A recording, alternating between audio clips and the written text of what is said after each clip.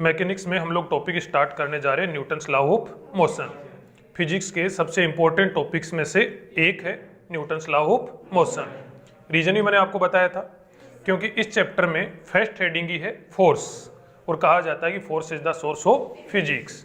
Force नहीं होता तो फिजिक्स नहीं होती, और उस फोर्स की सभी डिटेल्स हम लोग इस चैप्टर में पढ़ते हैं। यहाँ पर जब जैसे जैसे हम लोग चैप्टर में आगे बढ़ेंगे वैसे वैसे लगभग मैं आपको 8-10 टाइप के अलग अलग फोर्स करवाने वाला हूँ, ठीक है, और उनसे रिलेटेड क्वेश्चंस भी हम लोग यहाँ पर करने वाले हैं। न्यूटन्स लॉ ऑफ मोशन भी यहाँ पर हम लोग पढ़ने वाले हैं। फिजिक्स के सबसे इंपॉर्टेंट पोर्शंस में से आता है। जब 8-10 साल बाद में जब आपका फिजिक्स से कोई वास्ता नहीं रहेगा, मान लिया रिसर्च वर्क वगैरह में नहीं गए, तो फिजिक्स से जब कोई वास्ता नहीं रहेगा, तुम लोग अपने पीछे के दिनों को याद करोगे ना कि हम लोग कभी फिजिक्स पढ़ते थे, तो फिजिक्स का जैसे ही नाम लेंगे ना तो आपके दिमाग में न्यूटन्स लॉ ऑफ मोशन के डायग्राम आएंगे। बाकी पूरी फिजिक्स भूल जाओगे। ये जो डायग्राम्स वगैरह अभी जो यहाँ का जो कंटेंट बताया जाएगा ये आपको पूरी जिंदगी भर याद रहने वाला है। इतना इंपॉर्टेंट पोर्शन है, देख लेना आप लोग अच्छी तरीके से। किसी ने भी जैसे थोड़ी बहुत भी फिजिक्स पढ़ी हो कभी पुराने टाइम पर, और उसको पूछो भाई फिजिक्स में कुछ याद है, बोले यार कुछ याद तो नहीं, लेकिन ऐसे ऐसे करके कुछ ऐसे डायग्राम आते थे। मतलब उसको जो इम्पैक्ट आता है ना सबसे ज्यादा यदि किसी टॉपिक का, तो वो क्या होता है, न्यूटन्स लॉ ऑफ मोशन, ठीक है। उनमें से फर्स्ट हेडिंग आ रही है अपने पास में फोर्स। देखो फोर्स क्या होता है, किसी भी ऑब्जेक्ट की स्टेट में चेंजिंग के लिए, किसी भी ऑब्जेक्ट की स्टेट में चेंजिंग के लिए उसको पुल करना या फिर पुश करने को ही क्या बोला जाता है, फोर्स बोला जाता है। फोर्स जरूरी नहीं कि वेलोसिटी इंक्रीज करे। फोर्स का नाम लेते बच्चे वो समझते हैं कि शायद ये वेलोसिटी इंक्रीज करता होगा। जरूरी नहीं कि वेलोसिटी इंक्रीज करे, जरूरी नहीं कि वेलोसिटी डिक्रीज करे। फोर्स जो है वो ऐसा कोई ऑब्जेक्ट जो रेस्ट में है उसकी वेलोसिटी इंक्रीज कर सकता है, ठीक है। ऐसा कोई ऑब्जेक्ट जो मोशन में है उसकी वेलोसिटी को इंक्रीज और डिक्रीज दोनों कर सकता है, समझ रहे हो। और फोर्स जो है किसी भी ऑब्जेक्ट की जो लाइन ऑफ मोशन है उसको भी चेंज कर सकता है। पहले मान लिया स्ट्रेट लाइन मोशन कर रहा था, बाद में हो सकता है सर्कुलर मोशन करने लग जाए, या हो सकता है पैराबोलिक पाथ में मोशन करने लग जाए, या हो सकता है हेलिकल पाथ में मोशन करने लग जाए। समझ रहे हो इस बात को। तो देखो फोर्स क्या होता है, पुल और पुश एन ऑब्जेक्ट, पुल और push an object for change in state of motion known as force. कि किसी भी ऑब्जेक्ट की जो मोशन की करंट स्टेट है, मोशन की जो करंट स्टेट है उसमें चेंज करने के लिए किसी ऑब्जेक्ट को पुल करना या पुश करने को ही क्या बोलते हैं, फोर्स बोलते हैं। जैसे गौर करना कि ये कोई ऑब्जेक्ट था और ये ऑब्जेक्ट था रेस्ट में, इस पे लगाया हमने फोर्स, इस पे क्या लगाया, फोर्स। जैसे इस पर फोर्स हमने लगाया, फोर्स लगाते ही ये ऑब्जेक्ट आ गया भाई मोशन में, वही ऑब्जेक्ट है। लेकिन अब इस ऑब्जेक्ट की देखो वही ऑब्जेक्ट है, एम की बजाय मैं ए लिख देता हूं, ए ऑब्जेक्ट ही है ये। इस पर इधर की ओर फोर्स लगाया, फोर्स लगाते इसकी वेलोसिटी किधर की ओर होगी, इधर की ओर। किधर की ओर होगी, इधर की ओर। मतलब पहले रेस्ट में था, अब किस में आ गया, मोशन में। अब किस में आ गया, मोशन में। तो बताओ मोशन की स्टेट चेंज होगी कि नहीं होगी। मोशन की स्टेट इनिशियली क्या थी, रेस्ट, मतलब वो रेस्ट कंडीशन थी कहीं ना कहीं। अब किस में आ गया हो, मोशन में आ गया, तो स्टेट क्या होगी, चेंज होगी। अरे यस और नो। देखो तुम लोग इसको यूं भी समझ सकते हो कि यहां पर ये कोई ऑब्जेक्ट है, ये मान लिया इधर की ओर v1 वेलोसिटी से जा रहा था, और आप लोगों ने इस पर फोर्स लगाया, इसको पुश करा हम लोगों ने, यूं पुश करा, ठीक है। जैसे ही पुश करा, कितना फोर्स लगा के पुश करा, F। कितना फोर्स लगा पुश करा, F। आप छोटे छोटे कंसेप्ट को बड़ा बारीकी से समझते जाएं, आप इस चैप्टर में इतना कुछ सीख जाओगे कि तुमको अपने आप पे घमंड होने लगेगा। समझ रहे हो इस बात को, तुमको लगेगा यार मेरे को इतना कुछ आने लग गया, क्या बात है, ठीक है ना। बहुत कुछ सीखोगे यहाँ पे, बहुत कुछ सीखोगे, ठीक है ना। तो उसके लिए छोटी छोटी जो बारीक बारीक चीजें बताई जा रही है, इनको आप बहुत ज्यादा सीरियस ले और इनको बड़े ध्यान से समझे।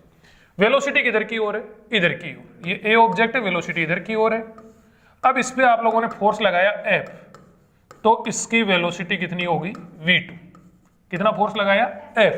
बताओ वेलोसिटी की डायरेक्शन में लगाया, अपोजिट डायरेक्शन में लगाया, वेलोसिटी की डायरेक्शन में। वेलोसिटी की डायरेक्शन में लगाया तो यहाँ पर v2 ग्रेटर देन क्या होएगा, v1, क्योंकि वेलोसिटी क्या हो जाएगी, यहाँ पर बढ़ जाएगी। वेलोसिटी क्या हो जाएगी, बढ़ जाएगी। यदि वेलोसिटी के अपोजिट लगाते हैं तो वेलोसिटी का मैग्नीट्यूड क्या हो जाता, कम हो जाता। या हो सकता है डायरेक्शन ऑफ मोशन भी क्या हो जाए, चेंज हो जाए। इधर की ओर कोई ट्रेन जा रही है, आपने इधर से पकड़ के खींच दिया, तो हो सकता है कि इधर जाती ट्रेन किधर की ओर जाने लग जाए, इधर की ओर जाने लगे। तुम्हारा भरोसा थोड़ा ना है, कितना भी पावर लगे, मतलब कितना भी फोर्स लगा दो तुम लोग, तो हो सकता है इधर जाती ट्रेन किधर की ओर जाने लग जाए, इधर की ओर जाने लग जाए। यस और नो? तो डायरेक्शन ऑफ मोशन भी चेंज हो सकती है। वेलोसिटी का मैग्नीट्यूड इंक्रीज भी हो सकता है, वेलोसिटी का मैग्नीट्यूड डिक्रीज भी हो सकता है। चलता ऑब्जेक्ट रेस्ट में भी आ सकता है, रेस्ट वाला ऑब्जेक्ट चलते मतलब मोशन में भी आ सकता है। यस और नो? और जिस पाथ पे मोशन करा था वो पाथ भी क्या हो सकता है, चेंज। स्ट्रेट वाला पैराबोलिक हो सकता है, पैराबोलिक वाला इलेप्टिकल हो सकता है, इलेप्टिकल वाला हाइपरबोलिक हो सकता है। यस और नो? या फिर हो सकता है सारे सर्कुलर हो जाए, मतलब कुछ भी हो सकता है। शायद आप लोग समझ गए होंगे। देखो, फोर्स से मेनली 3 इफेक्ट देखने को मिलते हैं। फोर्स से शेप चेंज हो सकती है, साइज चेंज हो सकती है। शेप समझते हो, किसी को घुमा के मारा एक बार, शेप ही चेंज होगी बंदे की। यस और नो? तो शेप चेंज हो सकती है, साइज चेंज हो सकती है, और वेलोसिटी चेंज हो सकती है। Shape, size and velocity. Shape, size and velocity में चेंज बाई फोर्स। फोर्स से shape, size and velocity change हो सकती है। तीनों यहां पे चेंज हो सकती है। कोई डाउट है भाई? जरूरी नहीं कि तीनों इफेक्ट हर बार आए, हो सकता है कोई एक ही इफेक्ट आए, ठीक है, हो सकता है कोई 2 इफेक्ट आए, हो सकता है तीनों इफेक्ट ही आ जाए। समझ रहे हो इस बात को? देखो, बात आती है कि फोर्स जो है वो कैसी क्वांटिटी होती है बेटा, वेक्टर क्वांटिटी होती है। अब जब वेक्टर क्वांटिटी होती है तो कोई ना कोई डायरेक्शन होती होगी। वेक्टर क्वांटिटी होती है तो कोई ना कोई क्या होती होगी, डायरेक्शन। डायरेक्शन होती है एक्सेलरेशन की डायरेक्शन में चेंज इन वेलोसिटी के अलोंग। फोर्स की डायरेक्शन एक्सेलरेशन के अलोंग होती है। फोर्स की डायरेक्शन किसके अलोंग होती है, एक्सेलरेशन के अलोंग होती है। क्या हर बार होती है? हर बार की कोई गारंटी नहीं है। समझ रहे हो इस बात को? हर बार की कोई गारंटी नहीं है। कुछ ऐसे एग्जाम्पल भी हम लोग आगे पढ़ेंगे, मैं यहाँ पे आपको डराना नहीं चाहता, लेकिन कुछ ऐसे एग्जाम्पल भी पढ़ेंगे जहां पे वेलोसिटी तो चेंज नहीं होती लेकिन फिर भी फोर्स लग रहा होता है, फिर भी फोर्स लग रहा होता है। समझ रहे हो इस बात को?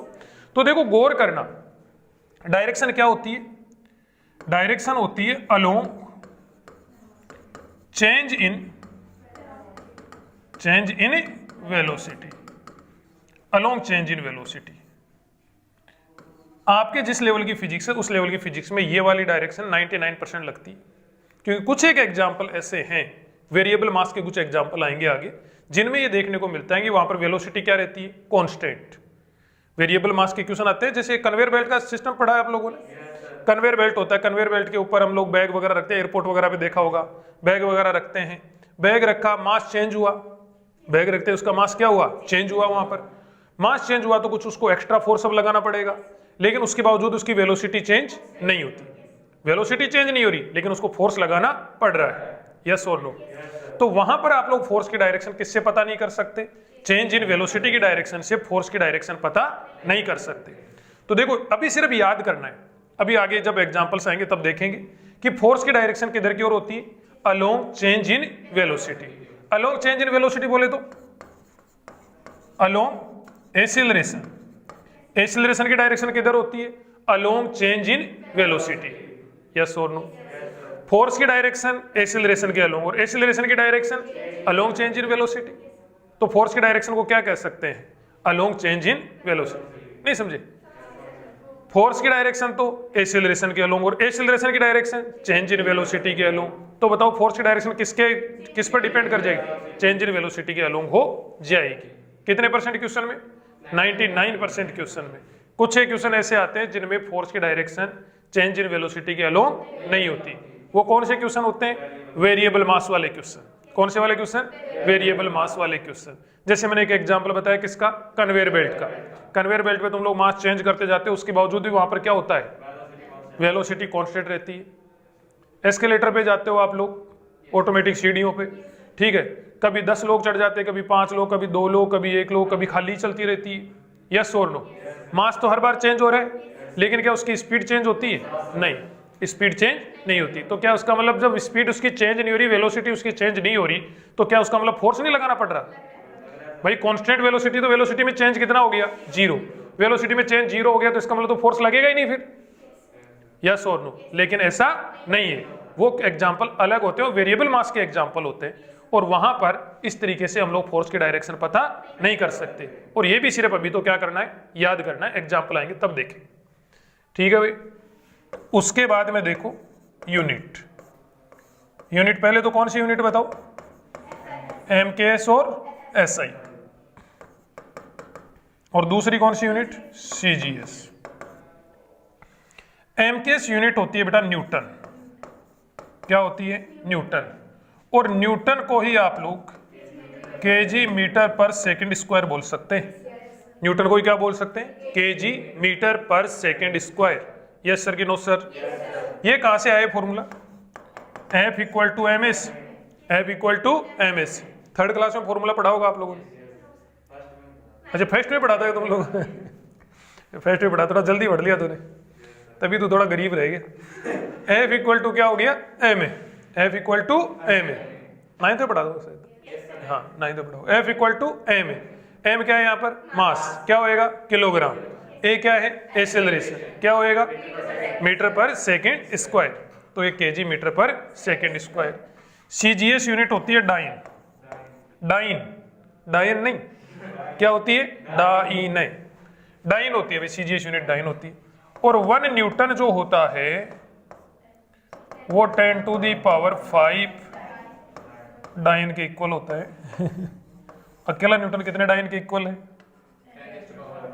10 टू दी पावर 5 डाइन के इक्वल है। कितने के इक्वल है?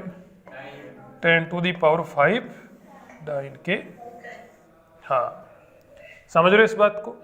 बाद में आती है क्या? डायमेंशन। क्या भाई? डायमेंशन।